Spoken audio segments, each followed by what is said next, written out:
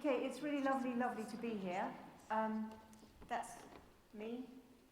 Do you come in? We've only just started. Cool. So, I always start, we're supposed to start slides with no conflict of interest. Basically, I do lots of stuff for other organisations for fun.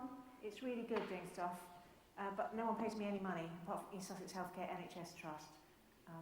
So the rest is all for fun. And what I wanted to talk about was diversity and women in surgery as kind of a case study of diversity. But really, once you've, in my view, once you've got into diversity, you realise that making things good for everybody covers a number of other aspects where people are different from each other. So women in surgery is almost like a case study I'm going to talk about. And then a bit about team working, which I know you've already had a lot of in the conference. So that's me having fun. I'm the one with a tree growing out of my head. It's slightly an old picture. We've got a few more women in there now. That's the Royal College of Surgeons Council. And this is the number of women surgeons by specialty. This is, again, a slightly old slide because no one's collecting this information in the same way. So general surgery at the time, 2011, was 11% women.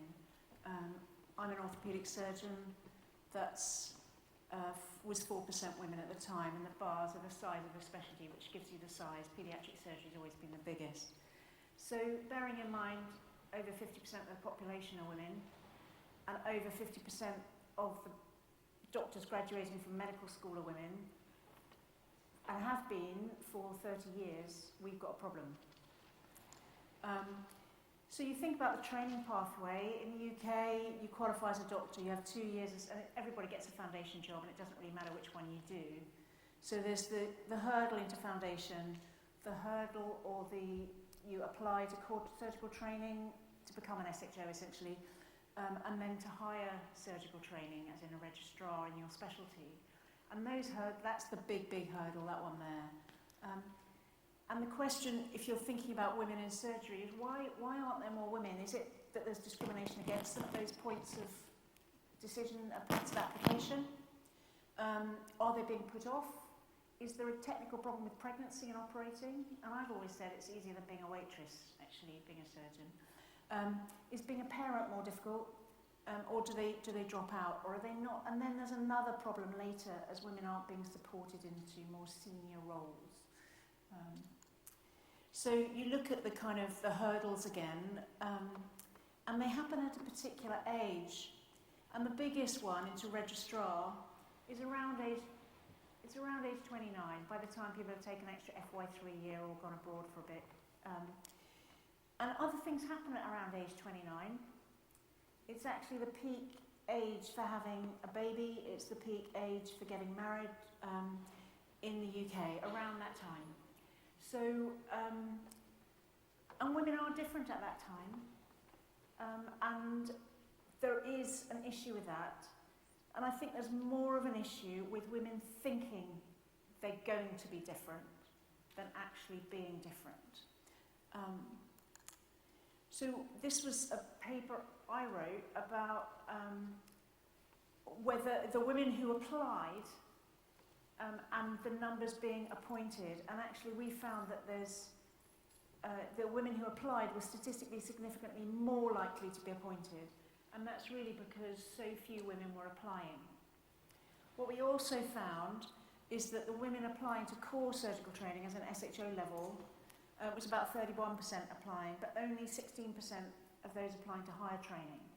So that meant that people who wanted to be a surgeon at the core level were actively choosing not to apply to continue, because it was a separate hurdle. There are some specialties like neurosurgery where it's all run through, but this was, people just weren't applying. But the critical take-home message for this is there is no discrimination against women. And if you look at the numbers, you could say that actually discrimination in favour of women, you're more likely to be appointed. There's some cohort studies that showed that women in the past, a bit like Harold Ellis was saying earlier, women in the past really chose between having a family and doing a surgical career, because of the ones doing of the people who are doing surgery, the women are far less likely to have had a child than the men. So that's the age group kind of older than me, made an active decision of whether they were having a kid or not. It was less likely. And they also looked at people who turned away from a surgical career and found it was work-life balance had turned them away. We've done a lot of stuff with the Women in Surgery Network, which is free. I've got a flyer. So if anyone is interested, you can join that, Royal College of Surgeons of England. Women in Surgery, we've got 6,000 members now. We've done a lot of work around what it is, and we've got some information around pregnancy.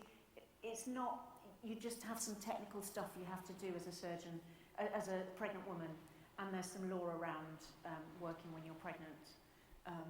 But basically, you do that stuff. That's me pregnant with my youngest child. She was 16 yesterday, so it's an old photo. You can breastfeed. If you want to express milk, it takes about 20 minutes. You have to find somewhere to do it, and that stops your boobs feeling really explosive, and it gives you a supply to give back to the kid. If you want to, you freeze it, but actually most kids will mix and match bottle or boob, depending on what's available. And you can work flexibly in all specialties, not just surgery. We did some more work around why the women weren't applying to be surgeons, and we found that medical students, a third of them, are being put off by their surgical placements. And that's why I particularly wanted to talk with you guys, because you're part of the theatre environment, and if you can help people feel welcome, they're more likely to stay and be amazing surgeons at the end of it. And sometimes it's the tiny little things that make a difference, making them feel welcome, motivated by personal input. We've got quite a lot of leaflets which you can find for free and download as a PDF on the /study part of the College of Surgeons website. We've got one on learning in the operating theatres, which works for all types of students or all people who are new to the theatre environment. So please download that, have a look. We wrote an undergraduate curriculum in surgery, because what you don't want is people so scared they don't know where to start. So this is what you need in vascular surgery, this is what you need in paediatric surgery, whatever. Minimum for every person who's a medical student going through theatres, whatever they're going to do at the end, if they're going to be a paediatrician or a GP or whatever, you want them to not be scared by surgery, not to be scared by having conversations with surgeons about patients that might need a surgical solution or input. And we've got other stuff about avoiding unconscious bias and mentoring stuff, which I'll come to in a little while. But it's basically about respecting everybody who's there at the time and working out what tasks they can do, what they want to do and what they need. And that can be quite a quick assessment at the time, rather than just assuming more of them than from what they look like. These are some very recent numbers from the College of Physicians, just to say part-time working is much more common for consultants than for doctors in training, which is crazy. You know, I'm part-time now, and if I want to drop a session, it's fine. I go to my manager and drop a session. It's not difficult at all. But for people trying to balance their career, looking after elderly parents, going through training with commuting to distances, it's difficult, and particularly with people who are parents of young children, it's particularly difficult. There was a study showing that about half of those undertaking less than full-time training in specialty felt they'd been bullied or harassed as a result of less than full-time, their work not being full-time. And that's a bit horrible. And the problem with bullying is the issue is that it's how the person feels. It's actually not what was intended. And someone's throwaway remark like, oh, well, you part-timers would have whatever, or a throwaway remark that they're not committed because they're only there 3 days a week or something, they really feel and they remember. Whereas it wasn't what the person intended, it was just somebody thinking they were making conversation. So again, one has to be slightly cautious. There are more women drop out of surgical training than men. The slide on the right, you can't read the areas, but different areas have different dropout rates. So some areas are doing well, and some areas are doing not so well. and I think it's one thing the college surgeons need to, it's the team from the college with me today, they've got to stand outside, it's something we need to work on and what they're doing well to try and teach the other people. There was a paper from Australia about why women leave surgery, and they talked about the Tower of Blocks theory, that lots of little things add up. It's not just one thing, it's lots and lots of things add up, and it's a tiny thing that just flips and then they can't do it. And they're trying to balance kids and somebody's, whatever, the childcare's off sick. And it was a qualitative study, and someone said, I had a phone call from one of the consultants saying, anything we can do to convince you to stay. And they said, well, if only you'd asked me beforehand, it's just too late. So just bear that in mind, because we're all part of the support system for every single student and every single person in training. I think there's been a lot in the papers about the gender pay gap in surgery. This isn't one of my papers, it's someone else's. And I think the big thing is when you come back from maternity leave, it's a bit scary, but actually it depends whether you or your partner earns more, whether it's you or your partner that stays home with a kid. My husband's a nurse, and he dropped his hours to bring up the children. And I think that gender pay gap, even if it's a tiny little bit, will alter who stays at home with the kids. And women everywhere get paid less than men, probably for doing the same job. So keep an eye on that, because there's a lot of work on that at the moment. Those tiny differences make a big difference. I think also part of the problem is you've got people like me being role models, and I rush around the country giving talks and going to conferences and having meetings and writing stuff. That's not what you need to be a surgeon. You need to be someone who can talk to the patients, operate well, and go home for tea and be available. And actually, Miranda, who's one of my consultants, that's a picture from when she was my registrar about 10 years ago, and she's a great consultant, Corrie. She's a full-time consultant. She's had 2 kids while she was training, which took a bit longer, and she's great. And I think we should have more Mirandas, really, and have them as role models, not people like me. And I think the biggest impact on work-life balance and on women in surgery and having normal human beings within surgery was this.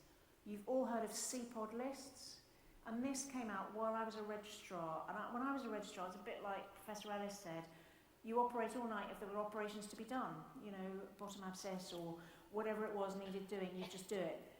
And suddenly, you weren't allowed to. It had to be life or limb threatening. And it was this, Who Operates When, that came out in 1997 when I was a registrar. And suddenly, you had to put people to bed and operate on the morning. And there was a list available in the morning. It was fantastic, a CPOD list and then a trauma list separately. And that meant you weren't operating all night, very, very scared. You didn't admit it at the time. And you had a team you didn't know, and but basically things were more likely to go wrong with a patient, but they were also more likely to go wrong with a surgeon. But it means now you always operate with a team, and a team that kind of knows what they're doing, and you've got senior cover if you need it. And I think that's a bigger problem, particularly probably for women trying to get through in training, because people were watching if you made any mistakes. So this is massive. It also means that surgery is similar to other specialties. And all specialties have a maximum of 48 hours a week. That's the law, that's the European Working Time Regulations for every single job. You're not allowed to employ someone for more than 48 hours a week. And people seem to think surgery is different, but actually it isn't. We need to encourage, as I say, people into surgery who's got other things to do, the other 120-something hours a week. A friend of mine's a paediatrician. I never have to run to blue babies. I would hate to do that. That would just be horrible. Run and save surgery is actually more controlled than a number of other specialties. And you can train less than full-time and work part-time in every specialty. That's the rules now. So this I mentioned, learning in the operating theatres. Please download it and please share it freely. And what we're trying to do also is get the medical students to scrub. And we've got a little paragraph in there about scrubbing. And it's essentially get the nurses to teach you in advance, not when someone goes, oh, Jeff, do you want to scrub?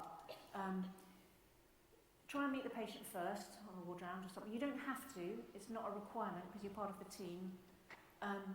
Practice scrubbing in advance. If you're given an instrument to pull, keep it with the same tension you're given, because that's basically all it is, isn't it? Don't suddenly think, I'm being helpful. And say if you're going to move. So if you feel a bit faint, or if your finger's gone numb or something, you say. And you're allowed to say, but that's basically the simple instructions they need for scrubbing. We've also got a one-page flyer on our website with all that looks like that, but the key thing is about the action. So this is going out to all surgeons and also anyone who's in charge of training surgeons about what we want to do. We want people to support all potential students or all potential workers, co-workers, to involve them in the surgery that's going on and the patient having that care, and encourage them to scrub. And also to talk about, it's amazing being a surgeon. People get so many negative messages about how, it's all tough, but actually it's the best job in the world, I think. You've probably got the best job in the world yourself, but it's fantastic. And that all specialties have a maximum 48 hours a week. And this way we'll get more normal people coming into surgery. That's my hope. And so that's on the college website as well. The other thing is to remind students that some parts of the operation can be quite critical and not to ask a question in that time. Because sometimes if you've got the drill ready, sorry, that would be better, but get the drill ready and someone asks you a question like, oh, Mrs. McNally, what happens if that bit goes on the floor? You might just tell them where to go for that bit. And you try not to and say sorry afterwards. But if they know that the bits are tricky or the anaesthetist is, just trying to put the tube down, just hold it. And they need to know, that some bits are tricky and avoid distractions. And also we all need to know we're role models. People watch and pick up behaviour all the time. So we're all role models. The other thing I was talking about with women is there's a gap at senior level. And it's partly there weren't the women to choose from to promote into that level. So we've had one female president of the Royal College of Surgeons, for example. But in all sorts of spheres of life, the women get almost stopped. You look at education and the health service, there aren't many women at the top. And it kind of leaves a talent vacuum. And there's always been women who've made it. The Margaret Thatchers that could survive on very little sleep or not be, embracing all their feminine characteristics, shall we say. Probably less on politics. But we need to do something to support people because women are more likely to have imposter syndrome and feel that they can't do the role and they need maybe supporting. Not mentoring is having a good chat with somebody. Coaching is much more of a being helped where you want to go. But we all could do some supporting. The tap on the shoulder, I think you should apply for that. I think you'd be good at that. Don't forget to mention this on your application. Do you want me to help look at it? You don't need the formal, mentoring and coaching qualifications to help people to do that. And then if we have more diverse leadership, the organisation is more robust. And women and people of black or minority ethnic background are more likely to put into leadership positions where they're likely to fail. There's something called the glass cliff effect. So I was director of medical education for my trust for 3 years, and it wasn't quite an unwanted job, but it was just after a reconfiguration and people weren't talking to each other, and it was trying to get the specialties together and have some clear, how can we get the training and the students all helped. And we did amazingly well. You just build your team and you do. But basically, I could easily have failed and go, oh, well, that's Scarlett, she's not good enough. But it was, you're put in a role that can be quite difficult, and that bring your team in and ask them what they want. So we've covered this with women in surgery. Do women not want to do surgery? Well, clearly they do if they're applying in those numbers, at least 30% in 2009, and I think it'll be up to 50%. It'll be like anaesthetics or other specialties.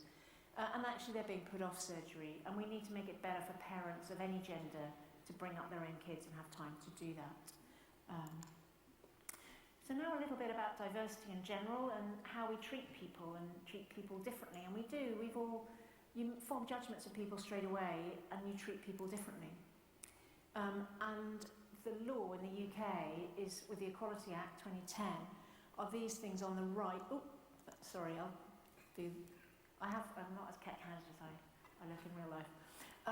These are the characteristics that you're not supposed to discriminate by law. So you shouldn't be ageist, you shouldn't be sexist, and that sort of thing. But some of those are hidden and you can't see. And I gave a talk recently for the GMC about curriculums and how we change curriculums. And the GMC gave me some slides, and they said, oh, well, the important ones are these. And someone came up to me afterwards and said, no, the important one is the sexual orientation, because you didn't mention that as the important one, you know, because I said it's age. She said, but, you know, in the theatre, people make jokes about people being gay still, and it's really difficult. She said, my partner couldn't come out in the environment that she was working in because there were too many jokes, it would have been too big a step. Do you see what I mean? So we need to make it inclusive of everybody, and just be careful who else is in the room listening to a throwaway comment or a joke. So there's some definitions. There's sexist or racist or whatever is you make an assumption based on what people are like, going to be like. You base it on that one person's going to be like because of what group they're part of. Discrimination is when you treat somebody differently because of what they're like. And the harassment is really making someone feel uncomfortable. So some of that is unintended, particularly the sexism and discrimination. So I'd like to talk about equality and diversity, because we've all had, doctors all have to go through equality and diversity training.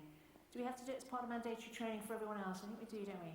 Is it really boring? It's really boring. Because it goes, don't discriminate against someone when they're in front of you if you're doing an interview and they've got a turban or they're obviously pregnant or something.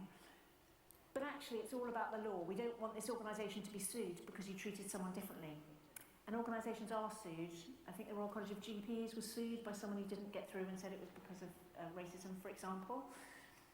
What we're very bad at, and what I think the training needs to change for, is diversity. Because diversity is acknowledging that everybody is different.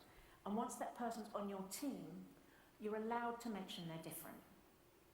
So at the point of selection, the point of interview, you have a standard, it's a very high standard, they've got to get through that standard equal, no matter what they look like or whatever.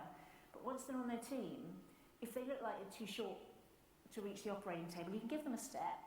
If they're pregnant and they might need to sit down, you might say, is there anything I can do to help? And you just got to be cautious that you're not making assumptions, but you might want to say, what can we do to make it better for you? If they've got a hearing impediment, we should use the microphone in our talks, and ask them what they actually need, and you might be able to help, because it might just be something you hadn't thought of. The GMC's just come out with some really good papers on disabled doctors and disabled medical students to try and they're part of our workforce, and it's quite diverse. If you've got someone with disabilities and a medical student, they're going to probably make a better doctor at the end of it. And you can't just assume because they can't run to cardiac arrest, they're not going to be a good doctor. So this,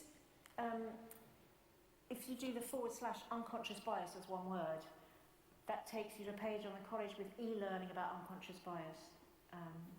Which I think is quite good. We spent some time developing. It's free, 30 minutes they say, it's more like 45. And basically, unconscious bias is we have anyone read this book, Thinking Fast and Slow?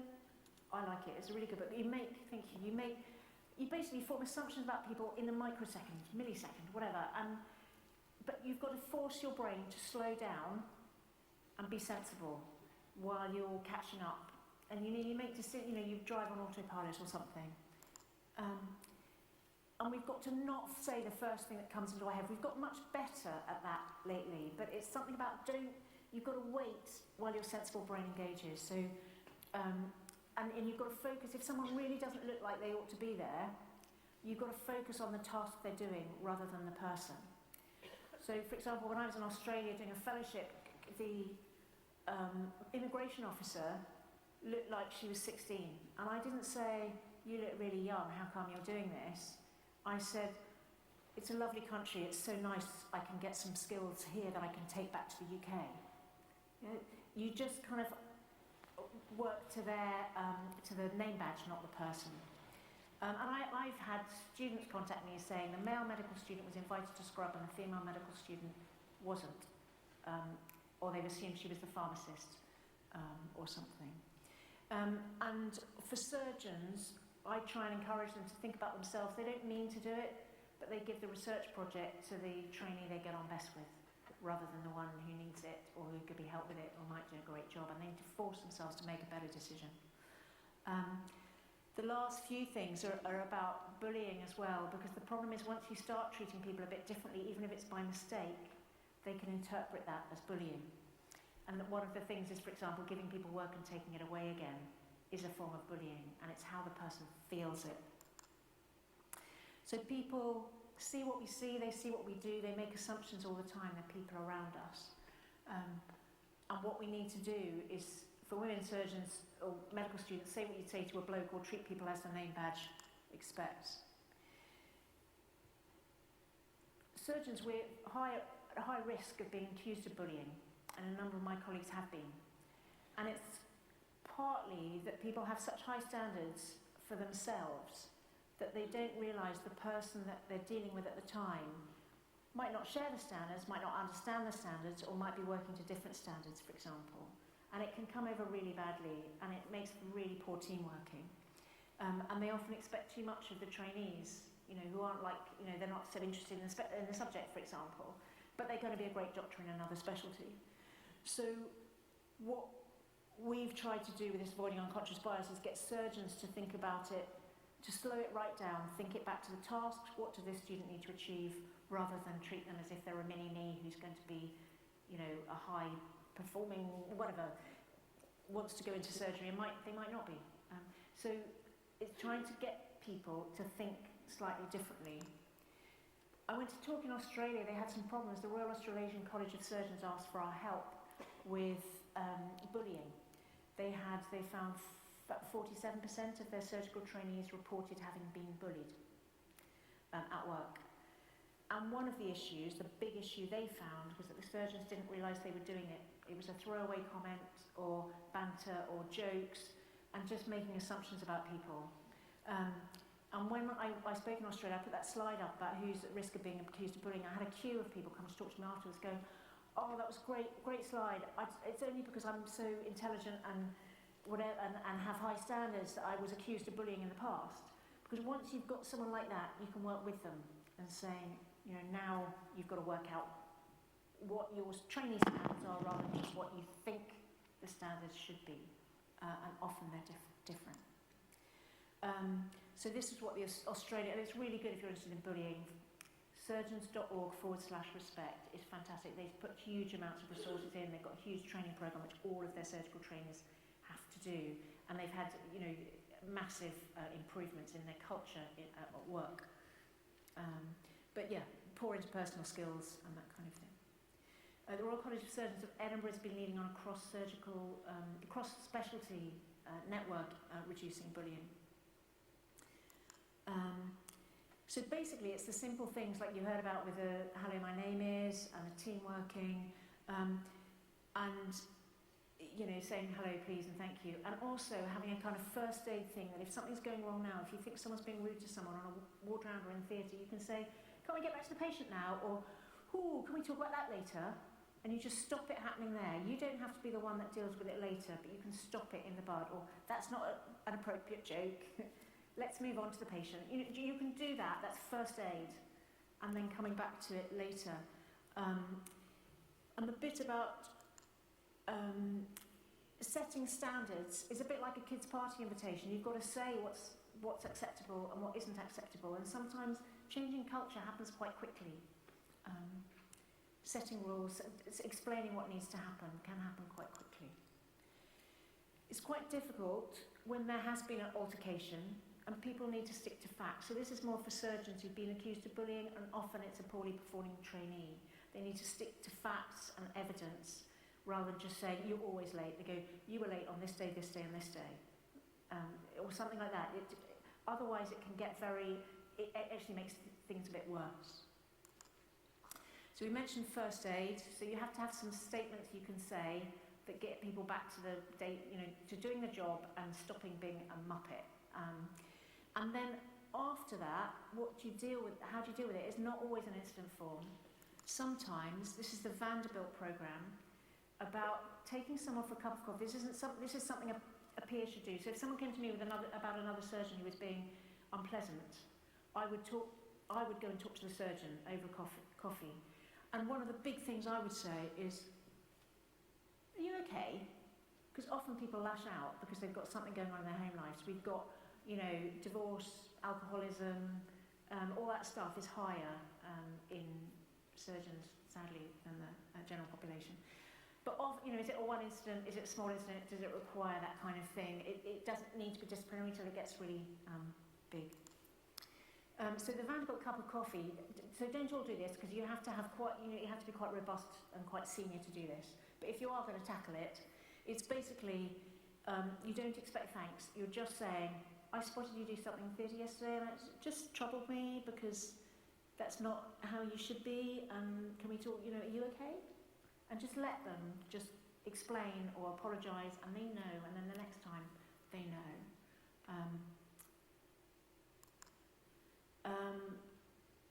We've talked about sexual harassment and bullying and the kind of connection. But bullying's rife in the NHS, and my personal feeling is people don't realise they're doing it. I've helped my trust with some investigation work, and as soon as people get into that corner of collecting evidence, sometimes it becomes more difficult to get the teams back together again. You almost need to kind of, there's a whole processes that you need to go through, but some of it is catching it in the bud. College of Surgeons got a thing on surgical leadership. Again, you can download that for free. And some surgeons are dreadful. We are very disruptive. Don't come to audits, kind of assume we're right all the time. And this is really, there's things in there about how to tackle it. So do download that.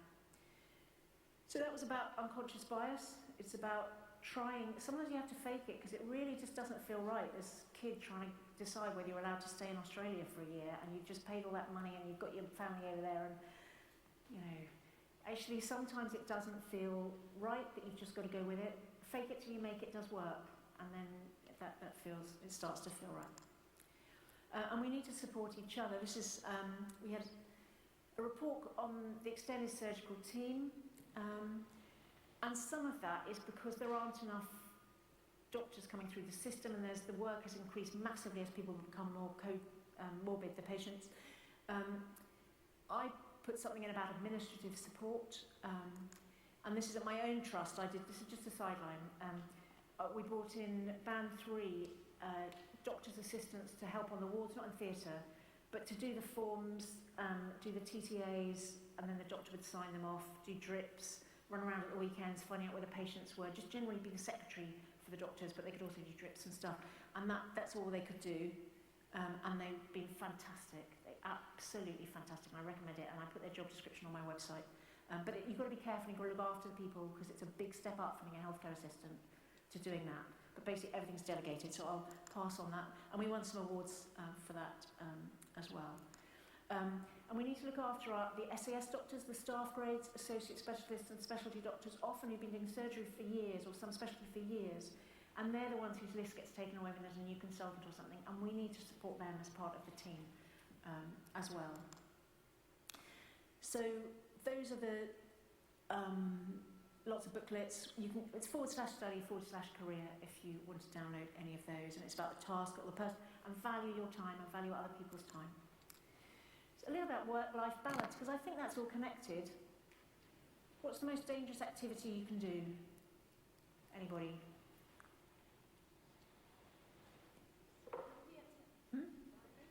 Driving, no.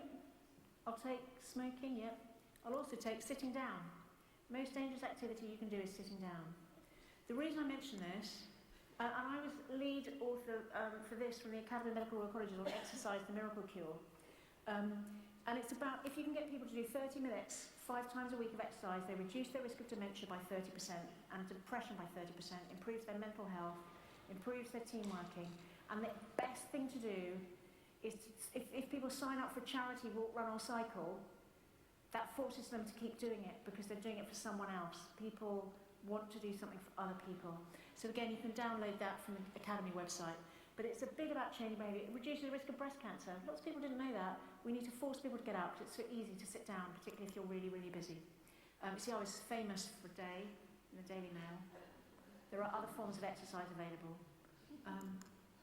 But we need to think about our patients as well and why the NHS is completely failing. These are the number of morbidities you get as you get older by age going up, and it gets more and more and more, and that's what's that's what's crippling the NHS and crippling social care. People are in hospital with multiple conditions or taking multiple tablets. That's the risk in reduction in risk with exercise at 5 times a week, 30 minutes a time. Even bowel cancer, about 40% reduction. And these are incredibly common. On the right hand is the percentage of people living with those conditions. And 27% of the UK population do no exercise at all, and only about 60% reach that 30 minutes 5 times a week. So this is what's crippling the NHS. This is where we need to focus on. And how to get prevention and physical activity mainstream. You've got individuals who can guilt trip, and some people who hear my talk go to the gym straight away and tell me they've been done to do that. But basically it's changing what's normal, so that it's normal. And changing institutions, and I think when the CQC go round, they shouldn't, count how many times people wash their hands. They could go, where are your cycle lanes? Where are, the shower changing facilities or lockers so people can come in and, cycle to work? Where's your yoga club or whatever, so people can do things. Where are your things doing together stuff? And we've done it. We can do it. We've done it with dog poo. I used to train dog poo every day going to school, but now everyone just picks it up. But it's partly because you've got a skill, you know how you do it. It's with a bag and you pick it up. And we've done it with plastic bags, a tiny little bit of money, and you can do it. So we can change culture, so it's normal for people to do more exercise, spend more time with each other, talk to people, say hello, which are things that all of those reduce dementia and things. So changing behaviour, you need that skill, you need the knowledge, you need a vision for when it's raining and it's November, that you've got your waterproof trousers in your bag so you can actually still cycle. And a way to get through when you're not quite sure, you've got to have your posse around helping you. So I've said all that stuff, but some of it is 70% of the NHS budget goes on these long-term conditions, of which most of them about 30% preventable with exercise. Reducing risk, it doesn't prevent your total risk of, doesn't prevent getting it, it just reduces your risk. We've been working on pollution with other colleges, because that's pretty bad. This is why we ever do anything. There's 4 happy chemicals. I borrowed that from someone else. Dopamine, serotonin, oxytocin, and endorphin. We only ever do stuff because we get a buzz. But you get a buzz from doing stuff for other people, for doing a good deed, and hugs, and being part of a team. So try and get people into teams doing stuff together. Charities, you get more back from what you actually put in. I wrote this, again, with other people, about if we could get more people more active, we wouldn't need so much social care. Because if people can get up out of a chair themselves, they don't need help getting to the toilet. And it changes very quickly. You can improve someone's ability. You can reverse frailty. It's not all about advocating for the patients and getting there. I hate stair lifts. Walking upstairs is a really good thing for people's. It stops them breaking their hips. And that was just saying you can improve them to the level of someone 10 years younger. You can download it off my website. And this is something you can all do today. Anyone here drive a car? Thank you. You can all give a cyclist a little bit more room because that person is trying to do their bit to be fitter. Yeah? You're supposed to give a metre and a half depending on the speed of the road. Just do it. It doesn't matter if you look like a muppet because you're following someone for ages before it's safe to overtake. Just do it because you are changing the culture. For anyone who wants to cycle to work, the benefits of active travel outweigh the risks of pollution and accidents 10 to 1. And again, there's references available. I've actually got a disability. I've been off work for 8 months now on chemotherapy. I've got myeloma, which is very unsurgical. It's cancer of the bone marrow. And it's affected my heart. I've got protein that should have been antibodies, but it's not. It's abnormal. It's just constricted my heart. So I can't walk up 2 flights of stairs. I can now do 1. And it's been very interesting being disabled and watching how other people work. I'm doing well, just saying. What people with disabilities need to work. It's really important for their mental health. I'm desperate to get back to work, which I will do part-time. It's very easy operating. You sit down. But we need to include all those people in our workforce, and we need to support them and value them with whatever they need to get going. E-bikes are fantastic. Get an electric bike, they're fantastic. They're a game changer. You just press the button, it helps you up the hill. So keeping healthy is all these things. I'm going to stick it through because anyone been involved in the perioperative practice for the Royal College of Anaesthetists is leading on this, but it's about getting patients fitter for surgery. So if you're interested in that, College of Anaesthetists, really, really good.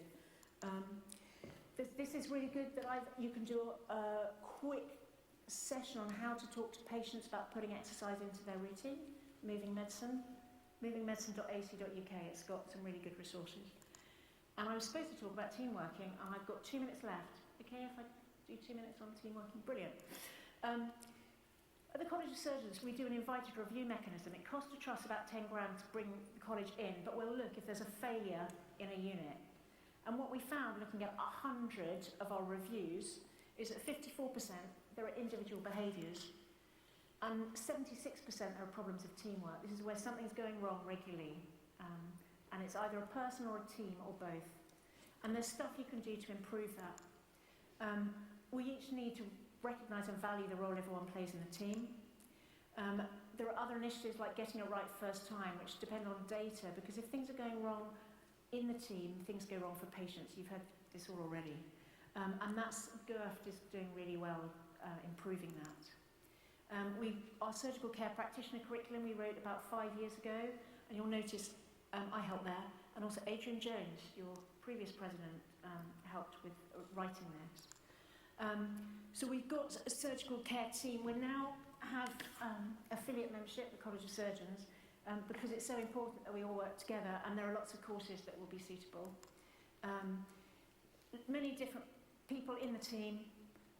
They did an assessment of what task could be done by whom, and now they've trialled multiple different sites in different parts of the country using different members of surgical teams. So there's a report that shows what works well. It's good case studies anyway.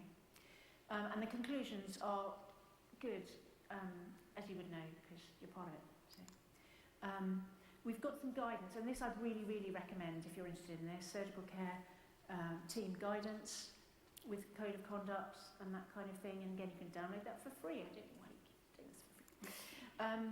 So we've only just opened our associate membership, so please join.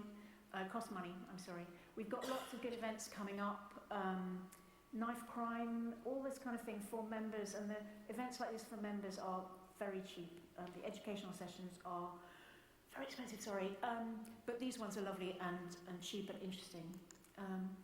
And you can check out our guides. Again, go to the website or talk. They've got a stand outside.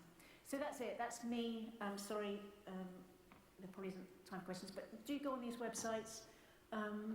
It's about, you only get one life, and you've got to make it best for yourself, best for the future you, and best for everyone around you, your co-workers and everyone, because we all spend too much time at work.